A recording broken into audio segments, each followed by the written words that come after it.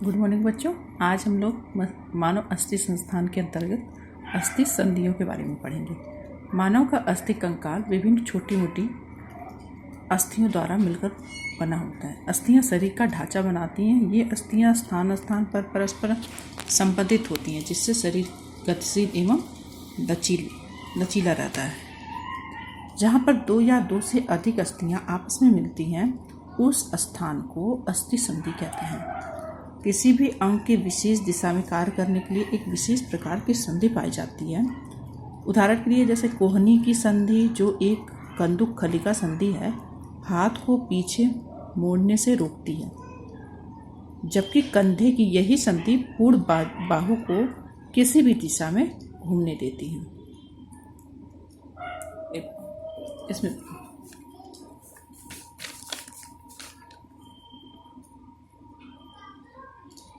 कुछ इस तरह से कोहनी की संधि, जो एक कंदुक खलिका संधि होती है, हाथ को पीछे मोड़ने से रोकती है, जबकि कंधे की यही संधि कंदुक खलिका संधि ही हाथ को चारों तरफ घुमाने में मदद करती है। इस प्रकार अस्थि संधियां हमारे शरीर के लिए अनेक प्रकार से महत्वपूर्ण होती हैं। यह कई प्रकार की होती हैं। जैसे पहला है, आप इसमें पढ़ेंगे दो तरह की संधियां पाई जाती हैं, जैसे चल संधि और अचल संधि। तो चल संधि के अंतर्गत कंदुक खलिका संधि, कब्जा संधि और खूंटीदार संधि, फिसलने वाली या प्रसार संधि और प्रयाण संधि के बारे में हम लोग पढ़ेंगे।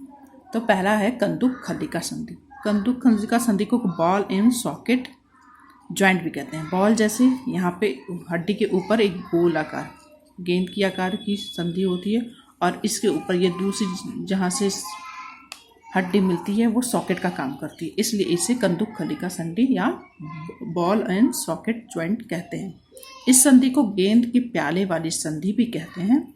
इस संधि में एक अस्थि गोल सिरा, जो दूसरी अस्थि के गड्ढे में फिट रहती है, इसे आसानी से चारों तरफ घुमाया जा सकता है। कंधे और कूल्हे में पैर की हड्डी, जहाँ सोड़ी मेखला से जुड़ी रहती है, वहाँ पर इसी प्रकार की संधि का प्रयोग होता है, या फिर शरीर में इसी प्रकार की संधियाँ पाई जाती हैं। दूसरा है कब्जा संधि।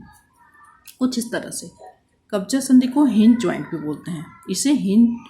इसमें अस्थियां किवाड़ तथा संदूक के कब्जे की भांति घूमती हैं। आपको तो पता है किवाड़ कैसे खुलता बंद होता है, एक ही तरफ वो खुलता बंद होता है। आप दीवार से, यहाँ से दरवाज़ा एक ही तरफ से बंद होता है और यहीं से खुलता है। उसी तरह इसे कब्जा संधि इसलिए कहा गया है, जो एक ही तरफ घूमे तथा विपरीत दिशा में नहीं घूमती है। कोहनी और घुटने और उंगलियों में इसी प्रकार की संधि पाई जाती है। जैसे कि ये रेडियस और अल्ना, जो हाथ की हड्डी होती है, ये ऊपर ह्यूमरस से ऐसे ही जुड़ी होती हैं। और तीसरा है प्रोविट ज्वाइंट या फिर खूंटीदार संधि। खूंटीदार संधि कहाँ पाई जाती है? इसे कीलदार संधि भी कहते हैं। इसमें एक संधि का नुकीला भाग, जो धुरी की तरह स्थिर रहता है, दूसरी अस्थि के छिद्र में जाकर फंसा रहता है। ऊपरी अस्थि खूंटी के समान आसानी से चारों तरफ घूमती रहती है। मेरुदंड की प्रथम कशेरुका खोपड़ी में इसी प्रकार से जुड़ी रहती है, जिससे हमारी खोपड़ी ऊपर नीचे दाएं बाएं चारों तरफ तो नहीं, ऊपर नीचे दाएं बाएं घुमाई जा सकती हैं। चौथा है फिसलने वाली संधि। फिसलने वाली संधि को ग्लाइडिंग जॉइंट भी बोलते हैं। कुछ संधियां इस प्रकार की होती हैं, इनमें दो अस्थियों के बीच कार्टिलेज की गद्दी होती है, जिससे सहायता से एक दूसरे पर फिसल जाती हैं। जैसे कलाई की अस्थियां। कलाई की अस्थियों में पिंडली और बहिजांगिका, अंतःजांगिका, अग्रबाहु, प्रकोष्ठिका और बाह्य प्रकोष्ठिका आदि इसी प्रकार से जुड़ी रहती हैं। प्रयाण संधि। पांचवा है प्रयाण संधि। प्रयाण संधि कुछ इस प्रकार की होती है। यह कंदुक खलिका की संधि के समान ही होती है। जैसे कंदुक खलिका संधि में हड्डियां एक दूसरे से जुड़ी होती हैं, उसी तरह से प्रयाण संधि में भी एक दूसरे से जुड़ी होती हैं, पर इसमें उसका विस्तार नहीं होता है, या फिर ये समझ लीजिए इसका आकार कम विकसित होता है या कम काम करता है उस हिसाब से। जैसे है अंगूठे की संधि। अंगूठे की संधि को आप अपने अंगूठे को घुमाइए तो वो बहुत कम मूवमेंट करता है,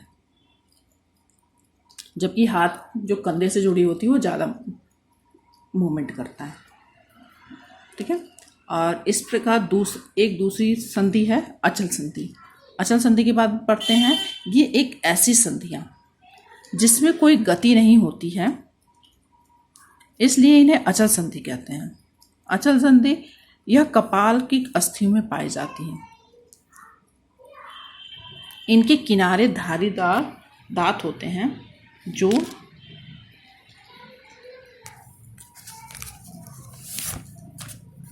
इनके किनारों पर धारीदार दांत होते हैं जो अस्थि आपस में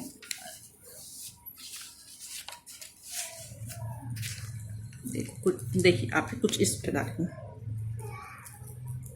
इसके किनारों पर या कपाल में पाए जाते हैं। इसके किनारों पर धारीदार दांत होते हैं जिससे यह आपस में दृढ़ता से फंसे रहते हैं तथा हिल भी नहीं पाते हैं, इसीलिए इन्हें अचल संधियाँ कहते हैं। जो चलने फिरने लायक नहीं हो वहाँ पे जो संधि होती है उसे अचल संधि कहते हैं।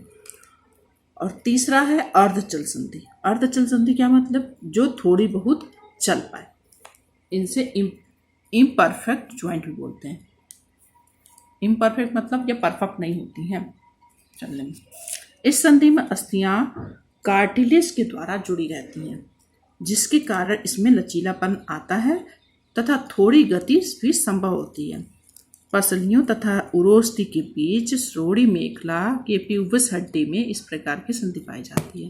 पसलियों की हड्डियों पे जब हम श्वसन करते हैं तो पसलियां ऊपर नीचे होती हैं, इसी में इस प्रकार की संधि पाई जाती है। श्रोणि मेखला में उठने बैठने वाली प्यूबस एक हड्डी होती है जिससे हम लोग आराम से उठ बैठ पाते हैं। तो इस प्रकार बच्चों ये संधि के बारे में हम लोगों ने पढ़ा। अब इस तरह से हमारा ये पाठ मानव अस्थि संस्थान पूरा होता है। पाठ के पूरा होने के बाद आपको गृहकार्य दिया जाता है कि आप निम्नलिखित प्रश्नों का उत्तर अपनी अभ्यास पुस्तिका में लिखिए। मानव अस्थि संस्थान से क्या तात्पर्य है, इसके कितने प्रकार हैं, वर्णन करिए। और दूसरा है कपाल का सचित्र वर्णन करिए। और तीसरा क्वेश्चन आपके लिए यह है कि विभिन्न प्रकार की संधियों का सचित्र वर्णन करिए तथा इनका नाम भी लिखिए। धन्यवाद।